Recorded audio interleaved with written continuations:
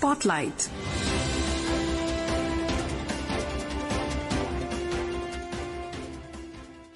This is Akashvani. In the program Spotlight, now we bring you a discussion on President's address to the nation on the eve of Republic Day. The participants are KG Suresh, political analyst, and Sarabjit Kaur, anchor. Good evening, listeners. Honorable President of India, Srimati Draupadi Murmu, addressed the nation on the eve of 76th Republic Day. In her address, President Murmu touched on a variety of aspects of the country, dwelling upon India's growth story, and began her speech by paying rich tributes to stalwarts like Bhagwan Birsa Munda, Mahatma Gandhi, Rabindranath Tagore, Baba Saheb Ambedkar, Sarojini Naidu, Rajkumari Amrit Kaur, Sucheta Kriplani, Hansaben Mehta, and Malti Chaudhary. To dwell on the address of Honorable President of India, Srimati Draupadi Murmu, today we have in our studios Professor KG Suresh, political analyst. Mr. Suresh, we welcome you in our studios today. Thank you. Honorable President Draupadi Murmu spoke about inclusive growth and equitable distribution of fruits of development, and also how the various sectors have contributed to the growth and prosperity of the country, scripting India's story of self-sufficiency. In recent years, the economic growth rate has remained persistently high, creating job opportunities for our youth, putting more money in the hands of farmers and laborers, and also lifting more people out of poverty. The bold and far-sighted economic reforms will sustain this trend in the years to come. Inclusion is the cornerstone of our growth saga, distributing the fruits of developments as widely as possible. Mr. Suresh, in your view, how have the various sectors of the economy performed in the last decade, with special reference to the farming sector, infrastructure and manufacturing sector? Absolutely. If you listen to the Honorable President's address today, I think that it's a historic address where she has taken us back to recalling the colonial past and how we overcame all that, and particularly the role of our freedom fighters, the stalwarts, that's right, including women, yes, who played a very important role in shaping our constitution. And also, she went a step ahead, and how several steps have been taken for inclusive growth. Yes. And also taking us towards the Prime Minister's vision of Vikasit Bharat. That means massive developments in the infrastructure sector, whether it is, the highways, the railways, and also in terms of the education sector, ensuring that fruits of development reaches the last man. So I think that this gave us the entire canvas of our journey over the last 75 years and the efforts being made to make us a developed country. Mr. Suresh, you just spoke about infrastructural development. In your view, how does this focus on infrastructure development, roads, railways, logistics hubs will give a push to the India growth story in the near future? You see, we have had developments in the last 75 years, but the big infra push that has been given has connected even the remotest villages, the most backward regions of the country, to the national mainstream. Because unless the infrastructure is there, you can't have industrialization, you can't have development in the real sense of the term. So in terms of logistics, in terms of manufacturing, we were a services-oriented economy. The entire focus is now to make India a manufacturing hub. And that's why we have schemes like Make in India. We have Startup India. There's been a call for a vocal for local. Yes. So the Swadeshi concept, which has been under the Make in India scheme, whether it is defense equipment, very critical. Otherwise, we used to import we were just exporting raw material. Correct. And today we are exporting finished products. We are also looking at our civilization. We are also strengthening our civilizational roots that also the Honorable President referred to, wherein we are nurturing our languages. We have declared many of our languages as classical. Right. We are promoting languages. We are also promoting civilizational values. For example, the Archaeological Experiential Museum in Vadnagar of Gujarat. Similarly, while our roots are strong, we are also progressing. We are also making rapid strides whether it is railways, whether it is education, the number of universities that have come up. There is a lot of focus on skilling. There is a lot of focus on vocationalization of education. The whole idea is to empower each and every Indian. Mr. Suresh, you just mentioned about, giving the right kind of attention to sectors or regions which have not got what they deserved, or the marginalized sections of society. So, very interestingly, the Constitution opens with "we, the people of India." At the outset itself, there is a spirit of inclusivity. In fact, President Murmu spoke at length about this today, about the concept of growth for everyone. If you could very briefly dwell on this concept. Yes, absolutely. Because you see, when we talk about we the people of India, we are not referring to any specific segment. Correct. We have been victims of colonialism. And when we had our constitution led by the architect of our constitution, Baba Sahib Ambedkar, we spoke about justice, liberty, equality and fraternity. And we believe that they are not theoretical concepts, but they have been part of our civilizational heritage, where we talked about Vasudhaiva Kutumbakam, the entire universe as part of us. So inclusivity came naturally to us, and that is why, whether it is in terms of positive affirmations like a reservation system, or now inclusive initiatives such as the Jan Dhan Yojana that has been created, the Ujjwala Yojana, the Pradhan Mantri Gram Sadak Yojana, to ensure that even the rural areas are able to take the benefits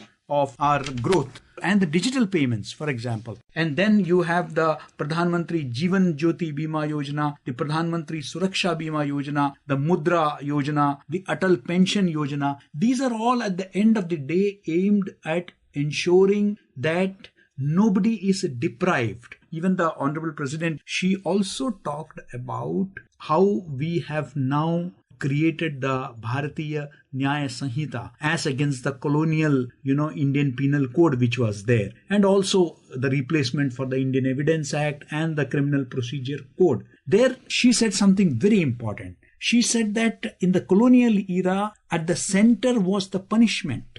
Yes. Whereas today, the focus is on delivering justice. Yes. So that is the key word today. That's right.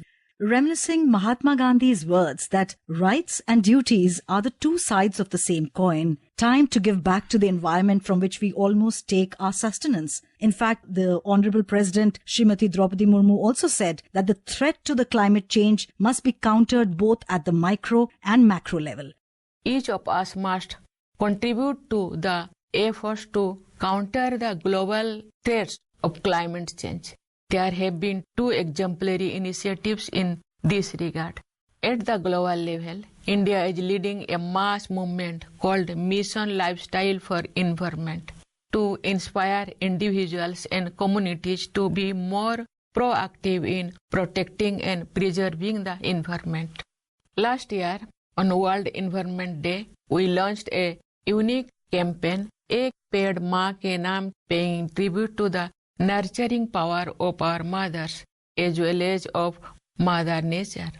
Mr. Suresh, if you could throw some light on this. Absolutely. India has been playing a very important role, and given the fact that we have the largest population in the world, we have been playing a major role at the global platforms also with regard to environment. And the President referred to 2 particular initiatives, which included India leading the mass movement called Mission Lifestyle for Environment to inspire individuals and communities to be more active in protecting and preserving the environment. And also she recalled that how, we launched on the last World Environment Day, Ek Ped Maa Ke Naam, that is a tree in the name of our... to your mother. As a tribute to your mother. So paying tribute to the nurturing power not only of our mothers, but also Mother Nature. That's right. And I think that we have already planted 80 crore seedlings, which we have achieved ahead of the deadline. And she said that, the world can look at this as a role model of how, ordinary citizen can be involved and turned it into a mass movement. Mr. Suresh, today the country has made strides in science and technology, rather huge strides in science and technology, be it intellectual property filings, artificial intelligence, the Genome India project. President Murmu made a special reference to this in her address to the nation. With rising self-assurance, we are increasing our participation in cutting-edge research with a series of initiatives. The National Quantum Mission aims to create a vibrant and innovative ecosystem in this new frontier of technology. Another noteworthy beginning is with the National Mission on Interdisciplinary Cyber Physical System, which plans to focus on several advanced technologies, including artificial intelligence, machine learning, robotics, and cyber security. These technologies were called futuristic till recently, but they are fast becoming part of our daily lives.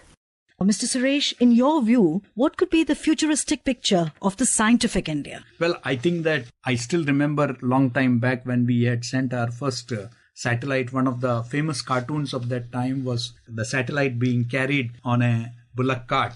So our society has been able to grow on the path of modernity while retaining our traditions, maintaining our traditions, our heritage. And that is what the focus is today about. Even as we grow scientifically, the education system today is talking about the strengthening the Indian knowledge system. We had a long history of scientific mindset, scientific attitude in our society for centuries. And the Constitution also emphasizes on inculcating a scientific temperament among the masses of this country. In fact, Mr. Suresh, India has been a reservoir of knowledge from times immemorial.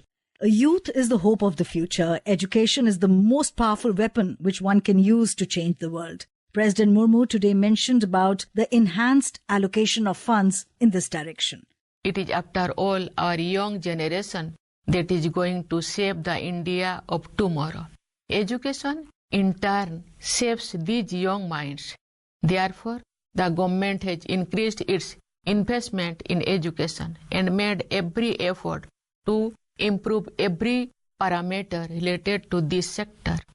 The results so far are more than encouraging. The last decade has transformed education in terms of quality of learning and physical infrastructure and digital inclusion. Mr. Suresh, if you could elaborate on how the youth and education play a significant role in the growth of the country. Yeah, obviously the Honorable President had referred to the youth and especially the young women as our future. And she said that their dreams are molding the India of tomorrow. So she is very hopeful, she is very optimistic, and she has at the same time insisted on value system. Even as a lot of initiatives have been taken to involve the youth in the growth of the country. And sports also is one arena where a lot of youth are being promoted like never before. And whether even in Paralympics, our youngsters performed like anything. And the Honorable President also referred to our victories. So I think that this emphasis has been clearly reflected in the Honorable President's address. Mr. Suresh, thank you very much for sparing your valuable time and joining us for discussions and sharing your valuable thoughts with our listeners. Thank you. Thank you. You were listening to a discussion on President's Address to the Nation on the eve of Republic Day. The participants were KG Suresh, political analyst, and Sarabjit Kaur, anchor. This program was produced and presented by the News Services Division of Akashvani. Spotlight.